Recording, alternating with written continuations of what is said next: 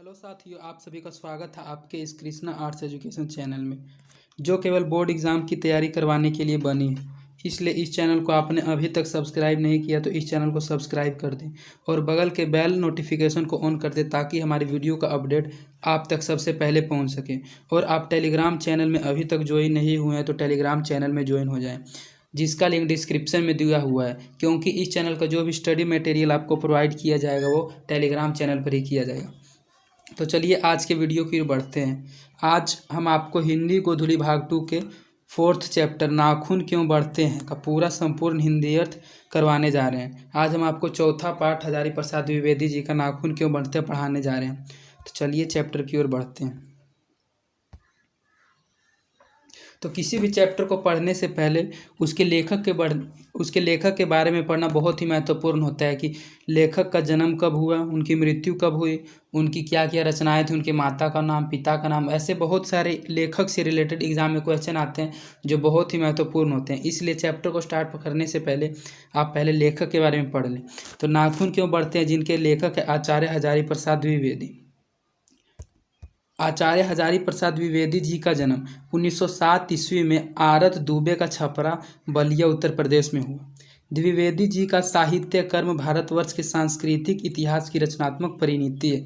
इनका जन्म 1907 ईस्वी में आरत दुबे का छपरा बलिया उत्तर प्रदेश में हुआ था। द्विवेदी जी का साहित्य कर्म भारतवर्ष के सांस्कृतिक इतिहास की रचनात्मक परिणति है। संस्कृत, प्राकृत, अपभ्रंश, बांग्ला आदि भाषाओं में उनके साहित्य के साथ इतिहास, संस्कृति, धर्म, दर्शन और आधुनिक ज्ञान विज्ञान की व्यापकता व गहनता में बैठकर उनका अगाध पांडित्य नवीन मानवतावादी सर्जना और आलोचना की क्षमता लेकर प्रकट हुआ है। वे ज्ञान को बोध और पांडित्य की साहित्य में सहृदयता में ढालकर एक ऐसा रचना संसार हमारे सामने उपस्थित करते हैं जो विचार की तेजस्विता, कथन के लालित्य और बंध की शास्त्रीयता का संगम है। इस प्रकार उनमें एक साथ कबीर, तुलसी और रविंद्रनाथ एक आकार हो उठते हैं। उनकी सांस्कृतिक दृष्टि अपूर्व है। इस प्रकार उनकी सांस्कृतिक दृष्टि अपूर्व है। उनके अनुसार भारतीय संस्कृति किसी एक जाति की देन नहीं बल्कि समय समय पर उपस्थित अनेक जातियों के श्रेष्ठ साधन अंशों के लवर संयोग से विकसित हुई है।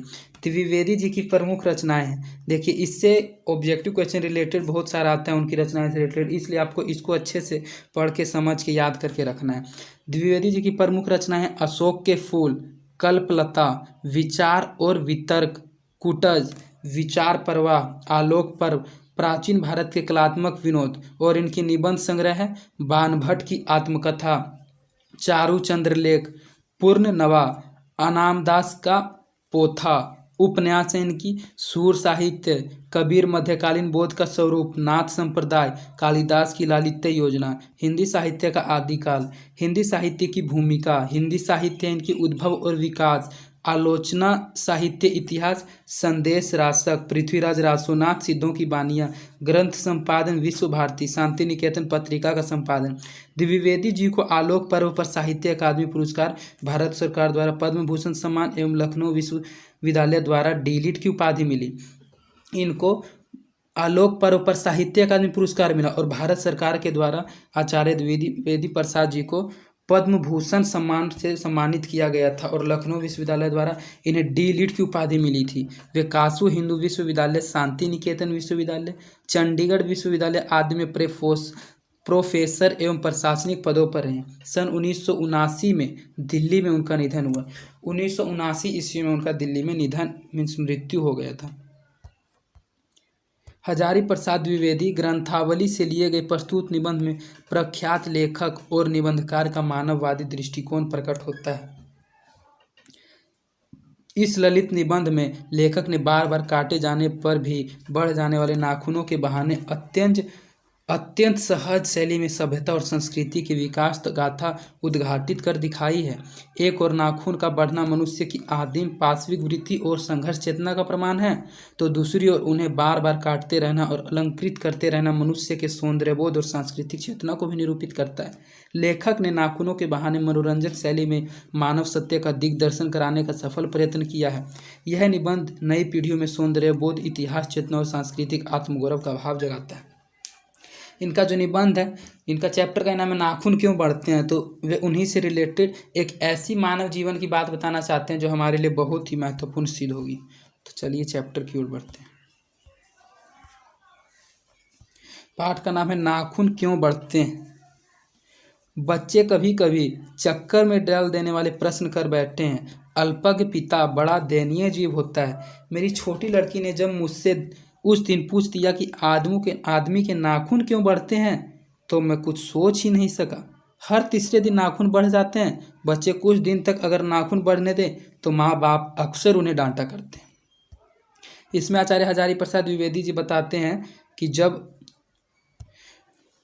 जब उनकी जो बेटी थी, एक दिन उनकी बेटी ने उनसे प्रश्न पूछ दिया कि नाखून बार बार क्यों बढ़ से जाते हैं, तो वे सोचने लगे और तभी उन्होंने इस अध्याय का शुरुआत किया और ऐसा एक अध्याय लिखा कि जब भी बच्चे के नाखून बढ़ जाते हैं तो उनके माता पिता हमेशा उनको डांटते हैं, पर कोई नहीं जानता कि ये अभागे नाखून क्यों इस प्रकार बढ़ा करते हैं। काट दीजिए, वे चुपचाप दंड स्वीकार कर लेंगे, पर निर्लज अपराधी की भांति फिर छूटते ही सेंध पर हाजिर। आखिर ये इतने बेहया क्यों हैं। कुछ लाख ही वर्षों की बात है, जब मनुष्य जंगली था, बनमानुष जैसा, उसे नाखून की जरूरत थी। उसकी जीवन रक्षा के लिए नाखून बहुत जरूरत थी। असल में वही उसके शस्त्र थे। जब कुछ समय पहले जब आदिमानव हुआ करते थे, तो जो नाखून उनके थे वही उनके लिए उनके अस्त्र थे। वो उन्हीं नाखूनों से वे अपने जीवन की रक्षा करते थे। असल में उनके लिए वे एक शस्त्र से कम नहीं थे। दांत भी थे, पर नाखून के बाद ही उनका स्थान था। उन दिनों उसे जूझना पड़ता था, प्रतिद्वंदियों को पछाड़ना पड़ता था। नाखून उसके लिए आवश्यक अंग था। फिर धीरे धीरे वह अपने अंग से बाहर की वस्तुओं का सहारा लेने लगा। पत्थर के ढेले और पेड़ की डालें काम में लाने लगा। रामचंद्र जी की वानरी सेना के पास ऐसे ही अस्त्र थे। उसने हड्डियों के भी हथियार बनाए। इन हड्डियों के हथियारों में सबसे मजबूत और सबसे ऐतिहासिक था देवताओं के राजा का वज्र, जो दधीची मुनि की हड्डियों से बना था। इनमें आचार्य हजारी प्रसाद द्विवेदी जी बताते हैं कि पहले समय में तो जो भी मनुष्य होते थे वे अपने नाखून से ही अपना जीवन रक्षा करते थे। उनके अलावा उनके पास दांत भी था, लेकिन वे नाखून को ही सबसे पहला स्थान दिया करते थे। फिर धीरे धीरे उन्होंने बाहर की वस्तुओं का भी सहारा लेना शुरू किया, जैसे कि उन्होंने लकड़ियों के डंडे वगैरह का शुरुआत लेना कर दिया। जो रामचंद्र जी की वानरी सेना के पास ऐसे अस्त्र थे लकड़ी के, और उन्होंने हड्डियों के भी हथियार बनाए। हड्डी के हथियार में सबसे पुराना और ऐतिहासिक और मजबूत हथियार जो था वो देवता का राजा का वज्र था, जो दधीची मुनि की हड्डियों से बना था। दधीची मुनि एक बहुत ही बड़े मुनि हुआ करते थे। जब उनका मृत्यु हुआ तो उनके हड्डियों से एक वज्र नाम का हथियार बना था जो देवता रखते थे। उसके बाद मनुष्य आगे बढ़ा। उसने धातु के हथियार बनाए। जिनके पास लोहे के अस्त्र और शस्त्र थे वे विजयी हुए। देवताओं के राजा तक मनुष्य को राजा से इसलिए सहायता लेनी पड़ती थी कि मनुष्य के पास लोहे के अस्त्र थे। जब मनुष्य थोड़ा और आगे बढ़े तो उन्होंने लोहे के भी अस्त्र बनाए, और जब लोहे के अस्त्र बनाए तो देवताओं के जो राजा थे वे मनुष्य के राजाओं से सहायता मांगते थे, क्योंकि मनुष्य के राजाओं के पास लोहे का अस्त्र था और सेना में जिनके पास लोहे का अस्त्र होता था उन्हीं की विजय होती थी। असुरों के पास अनेक विद्याएं थी, पर लोहे के अस्त्र नहीं थे। शायद घोड़े भी नहीं थे। आर्यों के पास ये दोनों चीजें थी। आर्य विजयी हुए। फिर इतिहास अपनी गति से बढ़ता गया। नाग हारे, सपूर्ण हारे, यक्ष हारे, गंधर्व हारे, असुर हारे, राक्षस हारे। लोहे के अस्त्रों ने बाजी मार ली। इतिहास आगे बढ़ा। पतीले वाले बंदूकों ने, कारतूसों ने, तोपों ने, बमों ने, बम वर्षक वायुयानों ने इतिहास को किस कीचड़ भरे घाट तक घसीटा है, यह सबको मालूम है। नखधर मनुष्य अब एटम बम पर भरोसा करके आगे की ओर चल पड़ा है, पर उसके नाखून अब भी बढ़ रहे हैं। अब भी प्रकृति मनुष्य को उसके भीतर वाले अस्त्र से वंचित नहीं कर रही है। अब भी वही याद दिला देती है कि तुम्हारे नाखून को भुलाया नहीं जा सकता। तुम वही लाख वर्ष के पहले के नख दंताव अवलंबी जीव हो, पशु के साथ एक ही सतह पर विचरण करने वाले और चरने वाले। तथा कि मैं हैरान होकर सोचता हूँ कि मनुष्य आज अपने बच्चों को नाखून न काटने के लिए डांटता है, किसी दिन कुछ थोड़े लाख वर्ष पूर्व वह अपने बच्चों को नाखून नष्ट करने पर डांटता रहा होगा। इसमें आचार्य हजारी प्रसाद द्विवेदी जी आगे बताते हैं कि अभी जिन बच्चों का नाखून बढ़ता है उनके माता पिता उनको डांटते हैं, लेकिन कुछ वर्ष पहले जब उनकी जीवन रक्षा के लिए सबसे बड़ा अस्त्र उनका नाखून ही था, तो जब वे काटते होंगे तो उनको काटने पर डांटा जाता होगा कि नहीं, नाखून बढ़ा के रखो। लेकिन प्रकृति है कि वह अब भी नाखून को जिलाए जा रही है, और मनुष्य है कि अब भी उसे काटे जा रहा है। वे कम वक्त रोज बढ़ते हैं क्योंकि वे अंधे हैं, नहीं जानते हैं कि मनुष्य को इससे कोटि कोटि गुना शक्तिशाली अस्त्र मिल चुका है। मुझे ऐसा लगता है कि मनुष्य अब नाखून को नहीं चाहता, उसके भीतर बब्बर युग का कोई अवशेष रह जाए, यह उसे ऐसे है। लेकिन यह भी कैसे कहूँ, नाखून काटने से क्या होता है? मनुष्य की बर्बरता घटी कहाँ है? वह तो बढ़ती ही जा रही। मनुष्य के इतिहास में हिरोशिमा का हत्याकांड बार बार थोड़े ही हुआ, यह तो उसका नवीनतम रूप है। मैं मनुष्य के नाखून की ओर देखता हूँ तो कभी कभी निराश हो जाता हूँ। ये उसकी भयंकर पार्श्व वृत्ति के जीवंत प्रतीक है। मनुष्य की पशुता को जितनी बार भी काट दो वह मरना नहीं जानती। इसके जरिए इसमें बताना चाहते हैं कि मनुष्य में एक पशुता होती है जो नाखून के अनुसार ही है, कि जिस प्रकार आप कितनी बार भी नाखून को काट दे लेकिन ये नाखून बार बार आ जाती है, बार बार बढ़ जाती है, उसी प्रकार मनुष्य की पशुता भी जितनी बार काट दो वह पशुता मरना नहीं चाहती। कुछ हजार साल पहले मनुष्य ने नाखून को सुकुमार विनोदों के लिए उपयोग में लाना शुरू किया था। वात्सायन के कामसूत्र से पता चलता है कि आज से 2000 वर्ष पहले का भारतवर्षी नाखूनों को जम के संवारता था। उनके काटने की कला काफ़ी मनोरंजक बताई है। त्रिकोण, वर्तुलाकार, चंद्राकार, दंतुल आदि विविध आकृतियों के नाखून उन दिनों विलासी नागरिकों के न जाने किस काम आया करते थे। उनको सिकथक मीन्स मोम और अलक तक आलता से यत्नपूर्वक रगड़ लाल और चिकना बनाया जाता था। गौड़ देश के लोग उन दिनों बड़े बड़े नखों को पसंद करते थे और दक्षिण आत्य लोग छोटे नखों को। जो गौड़ देश के लोग थे वे बड़े बड़े नाखूनों को पसंद करते थे, और जो दक्षिण आत्य लोग थे वे छोटे छोटे नाखूनों को पसंद करते थे। इसको आपको अच्छे से याद रखना, ये एक प्रकार का ऑब्जेक्टिव क्वेश्चन है। अपनी अपनी रुचि है, देश की भी और काल की भी, लेकिन समस्त अधोगामिनी वृत्तियों को और नीचे खींचने वाली वस्तुओं को भारतवर्ष ने मनुष्य उचित बनाया है। यह बात चाहूँ तो भी भूल नहीं सकता। मानव शरीर का अध्ययन करने वाले प्राणी विज्ञानों का निश्चित मत है कि मानव चित्त की भांति मानव शरीर में बहुत सी अभ्यास जन्य सहज वृत्तियाँ रह गई है, दीर्घ काल तक उनकी आवश्यकता रही है। अतएव शरीर ने अपने भीतर का एक ऐसा गुण पैदा कर ली है कि ये वृत्तियाँ अनायास ही और शरीर के अनजाने में भी अपने आप काम करती रही है। नाखून का बढ़ना उसमें से एक है, केस का बढ़ना दूसरा, दांत का दोबारा उठना तीसरा, पलकों का गिरना चौथा है, और असल में सहजात वृत्तियां अनजान स्मृतियों को ही कहते हैं। हमारी भाषा में इसके उदाहरण मिलते हैं। अगर आदमी अपने शरीर की, मन की और वाक की अनायास घटने वाली वृत्तियों के पर कौन सोचता है, घटने वाली वृत्तियों के विषय में विचार करे तो उसे अपनी वास्तविक प्रवृत्ति पहचानने में बहुत सहायता मिले। पर कौन सोचता है? सोचना तो क्या, उसे इतना भी पता नहीं चलता कि उसके भीतर नख बढ़ रहने की जो सहजात वृत्ति है वह उसके पशुत्व का प्रमाण है। उसे काटने की जो प्रवृत्ति है वह उसके मनुष्यता की निशानी है, और यद्यपि पशुत्व के चिन्ह उसके भीतर रह गए हैं पर वह पशुत्व को जो छोड़ चुका है, पशु बनकर वह आगे नहीं बढ़ सकता। उसे कोई रास्ता खोजना चाहिए। अस्त्र बढ़ाने की प्रवृत्ति मनुष्यता की विरोधिनी है। अस्त्र बढ़ाने की मनुष्यता की विरोधिनी है। अस्त्र बढ़ाने की जो प्रवृत्ति है वो मनुष्यता की विरोधिनी है। मेरा मन पूछता है किस ओर मनुष्य किस ओर बढ़ रहा है, पशुता की ओर या मनुष्यता की ओर, अस्त्र बढ़ाने की ओर या अस्त्र काटने की ओर? मेरी निर्बोध बालिका ने मानो मनुष्य जाति से ही प्रश्न किया है, जानते हो नाखून क्यों बढ़ते हैं? यह हमारी पशुता के अवशेष हैं। मैं भी पूछता हूँ, जानते हो ये अस्त्र शस्त्र क्यों बढ़ रहे हैं? यह हमारी पशुता की निशानी है। भारतीय भाषाओं में प्राय ही अंग्रेजी के इंडिपेंडेंस शब्द का समानार्थक शब्द नहीं व्यवहृत होता। 15 अगस्त को जब अंग्रेजी भाषा के पत्र इंडिपेंडेंस की घोषणा कर रहे थे, देसी भाषा के पत्र स्वाधीनता दिवस की चर्चा कर रहे थे। इंडिपेंडेंस का अर्थ है अनधीनता या किसी की अधीनता का अभाव, पर स्वाधीनता का अर्थ है अपने ही अधीन रहना। अंग्रेजी में कहना हो तो इसे सेल्फ इंडिपेंडेंस कह सकते हैं। मैं कभी कभी सोचता हूँ कि मैं कभी कभी सोचता हूँ कि इतने दिनों तक अंग्रेजी की अनुवर्तिता करने के बाद भी भारतवर्ष इंडिपेंडेंस को अधीनता क्यों नहीं कह सका। उसने अपनी आज़ादी के लिए जितने भी नामकरण किए, स्वतंत्रता, स्वराज, स्वाधीनता, उनमें उन सब में स्व का बंधन अवश्य रखा। क्या यह संयोग की बात है या हमारी समूची परंपरा ही अनजाने में हमारी भाषा के द्वारा प्रकट होती रही है।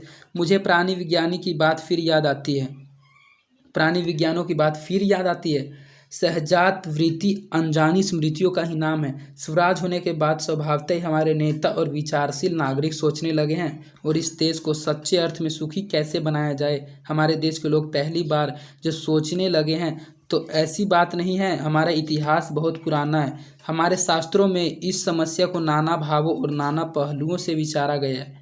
हम कोई नौसुखिए नहीं हैं जो रातों रात अनजान जंगल में पहुंचाकर आरक्षी छोड़ दिए गए हो। हमारी परंपरा महिमामयी, उत्तराधिकार विपुल और संस्कार उज्जवल है। हमारे अनजाने में भी ये बातें एक खास दिशा में सोचने की प्रेरणा देती है। यह जरूर है कि परिस्थितियाँ बदल गई हैं, उपकरण नए हो गए हैं और उलझनों की मात्रा भी बहुत बढ़ गई है, पर मूल समस्याएं बहुत अधिक नहीं बदली हैं। भारतीय चित्त जो आज भी अधीनता के रूप में न सोचकर स्वाधीनता के रूप में सोचता है, वह हमारे दीर्घकालीन संस्कारों का फल है। वह स्व के बंधन को आसानी से छोड़ नहीं सकता। अपने आप के द्वारा लगाया हुआ बंधन हमारी संस्कृति की बड़ी भारी विशेषता है। मैं तो ऐसा नहीं मानता कि जो कुछ हमारा पुराना है, जो कुछ हमारा अवशेष है, उससे हम चिपटे ही रहें। पुराने का मोह सब समय वांछनीय ही नहीं होता। मरे बच्चे को गोद में दबाए रहने वाली बंदरिया मनुष्य का आदर्श नहीं बन सकती। परंतु मैं ऐसा कभी नहीं सोच सकता कि हम नई अनुसंधित्सता के नशे में चूर होकर अपना सर्वस्व खो दे। कालिदास ने कहा था कि सब पुराने अच्छे नहीं होते, सब नए खराब ही नहीं होते। भले लोग दोनों की जांच कर लेते हैं, जो हितकर होता है उसे ग्रहण कर लेते हैं, और मूढ़ लोग दूसरों के इशारे पर भंडार में वह हितकर वस्तु निकाल आवे, तो इससे बढ़कर और क्या हो सकता है। जातियां इस देश में अनेक आई हैं, लड़ती झगड़ती भी रही हैं, फिर प्रेम पूर्वक बस भी गई हैं। सभ्यता की नाना सीढ़ियों पर खड़ी और नाना और मुँह करके चलने वाली इन जातियों के लिए एक सामान्य धर्म खोज निकालना कोई सहज बात नहीं थी। भारतवर्ष के ऋषियों ने अनेक प्रकार के इस समस्या को सुलझाने की कोशिश की थी, पर एक बात तो उन्होंने लक्ष्य की थी। समस्त वर्णों और समस्त जातियों का एक सामान्य आदर्श भी है, वह भी अपने ही बंधनों को अपने को बांधना। मनुष्य पशु से किस बात से भिन्न है। आहार, निद्रा आदि पशु सुलभ स्वभाव उसमें ठीक वैसे ही हैं जैसे अन्य प्राणियों के, लेकिन फिर भी पशु से भिन्न है। उनमें संयम है, दूसरे के सुख दुख के प्रति संवेदना है, श्रद्धा है, तप है, त्याग है। इसमें आगे बताया जा रहा है, जब उन्होंने इतनी सारी बात बताई तो उन्होंने कहा मनुष्य पशु से कि इस तरह भिन्न है। तो मनुष्य पशु से इस तरह भिन्न है क्योंकि मनुष्य में संयम है, उनमें धैर्य है, उनमें पैशंस है, उन्हें दूसरों के सुख दुख परखने की संवेदना है, श्रद्धा है, तप है, याग है। वह मनुष्य के स्वयं के उद्भावित बंधन है। इसलिए मनुष्य झगड़े टंटे को अपना आदर्श नहीं मानता। गुस्से में आकर दंड चढ़ दौड़ने वाले अविवेकी को बुरा समझता है और वचन, मन और शरीर से किए गए असत्याचरण को गलत आचरण मानता है।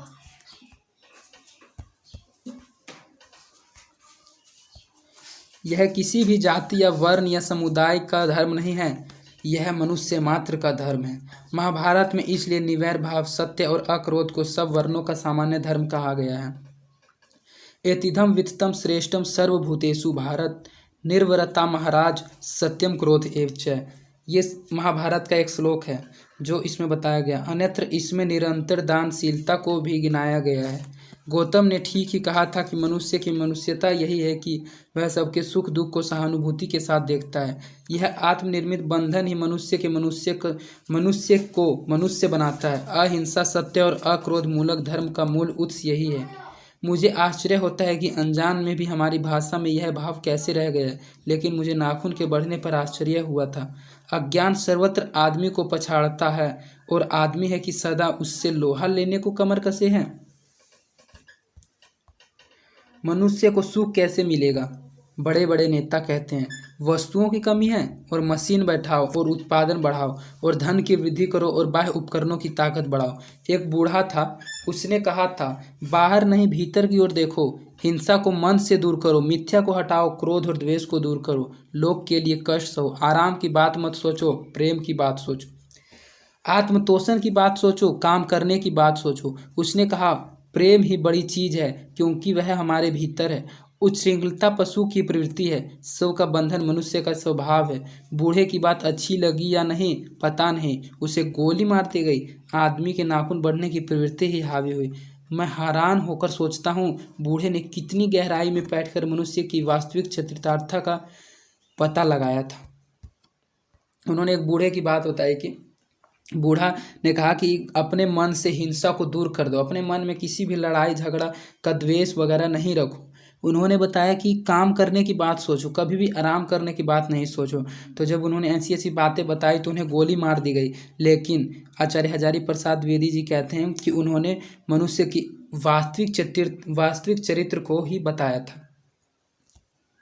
ऐसा कोई दिन आ सकता है जबकि मनुष्य के नाखूनों का बढ़ना बंद हो जाएगा। प्राणी शास्त्रियों का ऐसा अनुमान है कि मनुष्य का अनावश्यक अंग उसी प्रकार झड़ जाएगा। ये कहते हैं कि ऐसा कोई दिन आएगा जिस दिन नाखून का बढ़ना बंद हो जाएगा। तो प्राणी शास्त्रियों का ऐसा अनुमान है कि मनुष्य का अनावश्यक अंग उस प्रकार झड़ जाएगा जिस प्रकार उसकी पूंछ झड़ गई। उस दिन मनुष्य की पशुता भी लुप्त हो जाएगी। शायद उस दिन वह मारण शास्त्रों का प्रयोग भी बंद कर देगा। तब तक इस बात से छोटे बच्चों को परिचित करा देना वांछनीय जान पड़ता है कि मनुष्य की अपनी इच्छा है, अपना आदर्श है। वृहत्तर जीवन में अस्त्र शस्त्रों का बढ़ने देना मनुष्य की अपनी इच्छा की निशानी है और उनके बाढ़ को रोकना मनुष्यत्व का तगाजा है। मनुष्य में जो घृणा है, जो अनायास से बिना सिखाए आ जाती है, वह पशुत्व का घोतक है। और अपने को संयत रखना, दूसरे के मन अभावों का आदर करना मनुष्य का स्वधर्म है। बच्चे यह जाने तो अच्छा होगा कि अभ्यास और तप से प्राप्त वस्तुएं मनुष्य की महिमा को सूचित करती हैं। सफलता और चरितार्थता में अंतर है। मनुष्य मारण शास्त्रों के संचयन से, बाह्य उपकरणों के बाहुल्य से उस वस्तु को पा भी सकता है जिसे उसने बड़े आडंबर के साथ सफलता नाम दे रखा है। परंतु मनुष्य की चरितार्थता प्रेम में है, मैत्री में है, त्याग में है, अपने को सबके मंगल के लिए निःशेष भाव से दे देने में है। नाखूनों का बढ़ना मनुष्य की उस अंध सहजात वृत्ति का परिणाम है जो उसके जीवन में सफलता ले आना चाहती है। ये बताते हैं कि हम अपने जीवन में सफलता किसी बाह्य उपकरण का भी उपयोग करके प्राप्त कर सकते हैं। हम किसी वस्तु को किसी दूसरे अस्त्र के सहारे भी प्राप्त कर सकते हैं, लेकिन उसको प्राप्त करने से हम असली सफलता हासिल नहीं कर सकते हैं। लेकिन उसी वस्तु को अगर हम प्रेम से, मैत्री में और त्याग में उस वस्तु को पालें तो यह हमारे लिए सबसे अच्छी बात रहेगी। इसलिए वे कहते हैं कि जो उसके जीवन में सफलता ले आना चाहती है उसको काट देना उस स्वनिर्धारित आत्मबंधन का सफल है जो उस चरितार्थ की ओर ले जाती है। कम वक्त नाखून बढ़ते हैं तो बढ़े, मनुष्य उन्हें बढ़ने नहीं देगा। वे कहते हैं कि मनुष्य के जो कम वक्त नाखून हैं वे बढ़ते हैं तो बढ़ने दो, मनुष्य उसे बढ़ने नहीं देगा, उसे बार बार काट देगा। जिस प्रकार मनुष्य की पशुता बढ़ती है लेकिन मनुष्य उसे बढ़ने नहीं देता है, उसको कभी न कभी काट ही देता है और अपने मनुष्यता को अपने अंदर में संजो के रखता है। इसी प्रकार आपका चौथा चैप्टर नाखून क्यों बढ़ते हैं, जो मानव जीवन के लिए बहुत ही एक लाभदायक चैप्टर है, इस प्रकार से उसका अंत हो गया। तो आगे इसका ऑब्जेक्टिव का वीडियो कराया जाएगा। तो ऐसे ही क्लास 10th के वीडियो को पढ़ने के लिए आप हमारे कृष्णा आर्ट्स एजुकेशन चैनल को जरूर सब्सक्राइब करें और इसका टेलीग्राम चैनल का लिंक डिस्क्रिप्शन में दिया हुआ है। टेलीग्राम चैनल पर भी जुड़ जाएं, क्योंकि जो भी चैप्टर बाय चैप्टर उस पर सभी सब्जेक्ट का, सभी चैप्टर का ऑब्जेक्टिव और सब्जेक्टिव क्वेश्चन का चैप्टर बाय चैप्टर PDF डाला जाएगा। इसलिए आप टेलीग्राम चैनल का लिंक डिस्क्रिप्शन में दिया हुआ है, उसमें ज्वाइन हो जाएं।